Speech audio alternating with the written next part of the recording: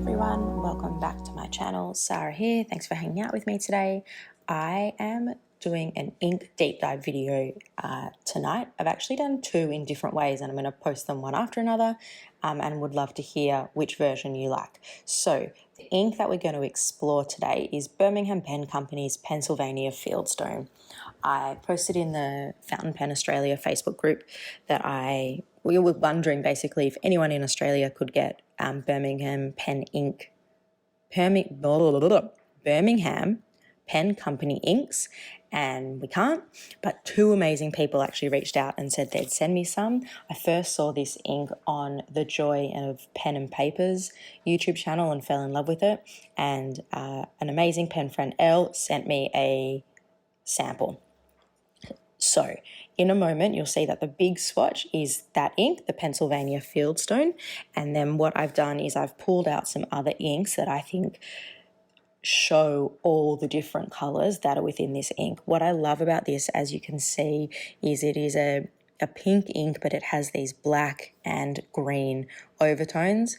And when I cleaned my syringe, you can see there when I first pulled back the water, what you actually saw was green, not pink. Even the pink itself, I think some people could call like a dirty blush. Others might say there's some purple in there, there's some grey. I just think it's such a complex ink. And if you look over to the right on that swatching card where it's actually dried, in those pooled areas, the green definitely goes to more of a black. I even wonder if there's like hints of blue. So from the outset, what an incredible ink. The writing sample that I'm doing, I'm going to use I usually just use this Pilot Sushi dip pen, but I'm going to use another pen as well. So I'm writing the brand name in a fine nib, and I'm going to write the pen name in my Moonman N6. This was originally the dip pen I had. It's not glass. The acrylic nib was awful. I tried to fix it and broke it, but it actually also came with a Fude nib. I think it's an extra fine Fude nib that's actually really lovely to write with, and you get a bit of a thicker line. So I thought I would write in with that as well, so you can see some variation there. What strikes me looking at the two writing samples is both of them are legible, so in a fine and then in a thicker nib as well. You do see it's darker, I guess, in the thicker nib, to be expected. Get little hints of the black, but more so it's almost like it outlines the letters versus shades. You can see that more as it dries, and I will try and do a real close-up of that and chuck it on my Instagram as well. So what I did is I went through my collection of ink samples and I picked out 6 inks that to me are related to this ink in some way when I talk about purples and pinks and greys and all of that. And I thought it would be interesting to kind of see them around that bigger swatch and see if it makes it feel like, yes, they are related, or actually, what do you mean, Sarah, you're seeing purples in this ink? Look at this purple ink, it looks nothing like it. I am still kind of trying to find the right way to do a bit of an deep dive video, and this is one of 2 ways that I've thought about. So I would love to hear if you find this interesting, if you like looking at one ink, but actually looking at ones that kind of relate to it. Or, oh, you know what, I really, really love this shade of blue. I wonder if there are some that are similar. Pardon me. So it's an experiment in progress, but definitely let me know what you think. And as I said, I actually filmed 2 of these. The other one's a little bit different, but I'm going to post them on the same day, and then I might chuck up a poll and let me know which way you like it better. So what I'm going to do is I'm going to do the 6 swatches, but I'm only going to tell you what the inks are after I've done the 6 of them, because I don't want to sway anyone's opinions. I don't want to put something down that has purple in the title, for example, and then you go, okay, well, that is purple and that's what I'm seeing. I'm really just intrigued to see if you guys see what I see in terms of colours and shades and depths and everything else. The big swatch I did with my trusty measuring cup. The smaller ones I'm doing with a paintbrush, and I definitely put too much ink down there. But this ink is a very, very dark brown. The reason I chose a brown is, for me, as it pools, it first goes down green, but the Birmingham ink, sorry, as it dries, I start to see different colours in there. Like at the moment, the outer bit almost looks blue-black, and then the middle bit's turning to that green khaki brown, and I wanted to see if putting a brown next to it helped bring that out a little bit, and I think it does. It's shifting towards that brown in the middle there for me. May have been worth putting down more of like a khaki, but I did kind of want to try and do like a true inverted commas brown as opposed to an in-between colour. Next up is it's kind of like a red, I guess, colour, a purpley red. I wasn't sure if I see reds in Pennsylvania Fieldstone or if it is more pinks and purples to me. Having done this as an exercise, I don't see a lot of red in it, but I still do think that these two inks have a relationship. But it has kind of solidified for me that I think what I see matching between these two inks are the pink tones in both versus a red. Even when I do a voiceover, I still drink tea.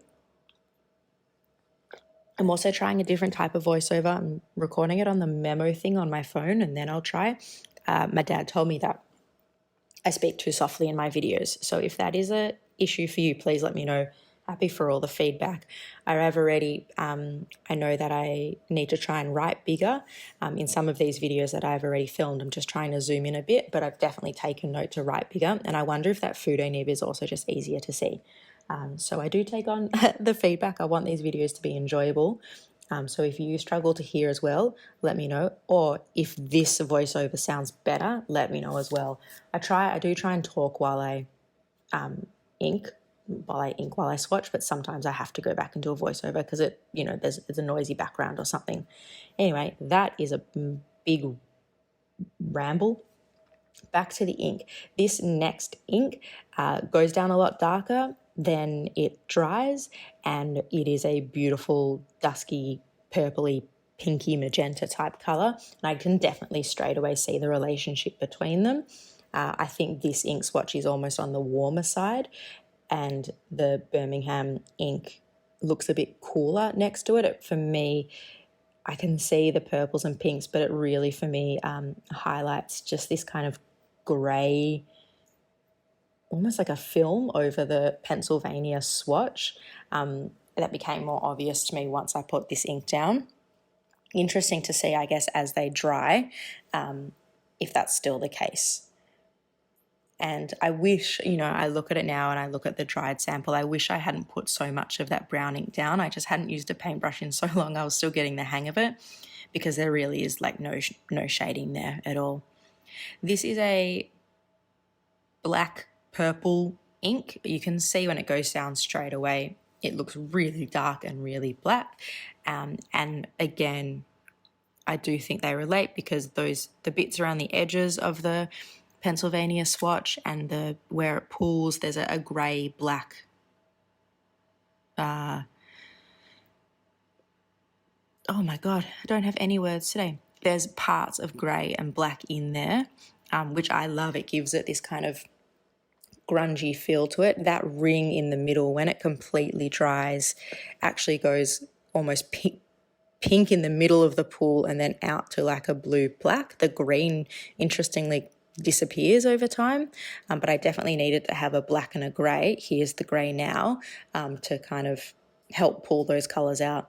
I chose a warmer grey over a cooler one because I think even though I've been describing the ink as on the cooler side, the pinks and purples in it make the blacks and greys warmer.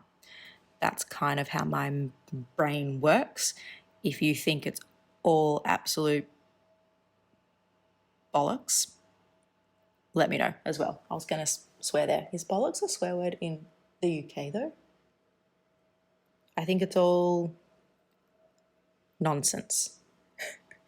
I'm actually pretty impressed that I haven't dropped too many F-bombs on these videos because I swear quite a bit, not on purpose, not ever at people, but it's actually something I'm trying to get better at not doing, because my kid, my toddler is very much monkey see, monkey do, and I don't want her going to daycare and dropping F-bombs.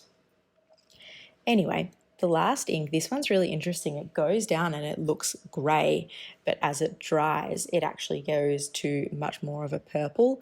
I do wonder if it looks a little bit different through the lens, but for me, it dries a completely different colour to as it goes down. And that last ink is actually another Birmingham Pen Company ink, and it is the Alternator Crimson. So that's what I mean when I say it dries a completely different colour. It's got crimson in the title, but it goes down super grey. There you go. That's a little Easter egg. I told you what one of them is. Just doing a close-up here of all the inks as they're drying. When I look at that, those are kind of some of the colours I see in that bigger swatch. So what I'm going to do now is, in the Pennsylvania Fieldstone ink, is write down the ink names next to the smaller swatches. I haven't written the brand names, just with space, but I will let you know what they are. And as I do the voiceover, I don't entirely remember where I started. That's where I started. So the brown ink is called Sepia. It's an Athena Inks limited edition ink. Next up is Pilot Iroshizuku Kurisami, a very well-known warm grey. Following that is Robert Oster Purple Hippo. To me, this ink seems a lot more red than it does purple, but that is the name of the ink. Up the top, as I said, is Birmingham Pen Company's Alternator Crimson. And I actually think you can see in the lighter bits there, as it's drying, it is starting to look a bit more purple. And once it completely dries, it does look purple. This one here is Pen BBS Strawberry Milkshake. I have a love-hate relationship with this ink. I love how it swatches, but when I've inked it up in pens, it dries lighter. And last but not least, Robert Oster Black Violet. So there you have it. This is my attempt, or my new attempt, at doing an ink deep dive, and in doing so by highlighting some other inks that I think are in the same family as it. I'd love to know what you guys think, if this has been interesting or beneficial at all, or if you'd actually prefer to see things that are actually almost the same versus have a relationship. That would be interesting to know as well. Really happy to try and find a way to do these deep dive videos that people would like the most. Thanks so much for hanging out with me, guys, and stay tuned for the next swatch video, which I've also uploaded today. Bye.